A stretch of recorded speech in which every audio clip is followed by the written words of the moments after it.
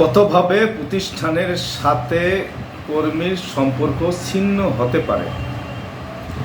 একটা প্রতিষ্ঠানের সাথে যখন কোনো কর্মীর সম্পর্ক শুরু হয় সেটা খুব সুন্দরভাবে হয়, কিন্তু শেষটা কেমন হয় তা নিয়ে কেউ খুব একটা বেশি মাথা ঘামায় না। অনেকে মনে করেন 6 বা 7 ভাবে একজন কর্মীর সম্পর্ক প্রতিষ্ঠানের সাথে ছিন্ন হতে পারে, কিন্তু বাস্তবিকে কি তাই? দেখা যাক। 1. ছাঁটাই। শ্রম আইনের 20 ধারা অনুযায়ী একজন কর্মীকে ছাঁটাই করে এর মাধ্যমে প্রতিষ্ঠান তার সাথে সম্পর্ক ছিন্ন করতে পারে। 2. ডিসচার্জ। শ্রম আইনের 22 ধারা অনুযায়ী একজন কর্মীকে অব্যাহত শারীরিক সমস্যার কারণে চাকরি হতে ডিসচার্জ করতে পারেন। 3. বরখাস্ত। শ্রম আইনের 23-1 ধারা অনুযায়ী অসৎ আচরণের কারণে যে কোনো কর্মীকে বরখাস্ত করা যাবে। 4. অপসারণ। শ্রম আইনের 23-2 ক ধারা অনুযায়ী অসৎ আচরণের কারণে কোনো কর্মীকে বরখাস্ত করার পরিবর্তে অপসারণ প্রদান করা যায়। 5. অবসান। শ্রম আইনের 26 ধারা অনুযায়ী কোনো কর্মীকে কোনো কারণ ব্যাখ্যা ছাড়া সরাসরি চাকরি থেকে অব্যাহতি প্রদান করা সম্ভব। 6. পদত্যাগ।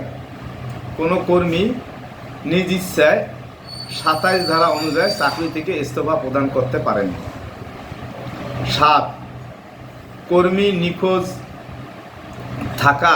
প্রায় দেখা যায় যে কর্মীগণ কোনো তথ্য প্রদান না করে দীর্ঘদিন নিখোঁজ থাকেন, ফলে মালিক পত্র প্রদানের মাধ্যমে 27-3 ক ঠিক অনুযায়ী চাকরি থেকে অব্যাহতি প্রদান করতে পারেন।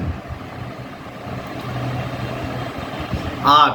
অবসর। একজন কর্মী 60 বছর পূর্ণ করে পরে চাকরি থেকে অবসর গ্রহণ করতে পারবেন। 9. মৃত্যু। কোনো কর্মীর মৃত্যুর ফলে তার প্রতিষ্ঠানের সাথে যাবতীয় সম্পর্ক ছিন্ন হয়।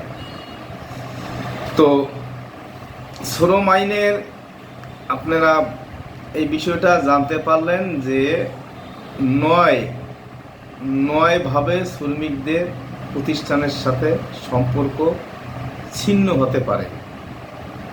সেই যে 9টা অপশন সেটি আপনাদেরকে আমি জানিয়ে দিলাম। আপনারা আমার এই কথা সঠিকভাবে বুঝতে পেরেছেন কিনা এবং সুচিন্তিত মতামত দেবেন, এবং এই ভিডিওতে আপনারা কমেন্ট করে জানাবেন, পরবর্তী একটি ভিডিও পোস্ট করার উৎসাহ দেবেন।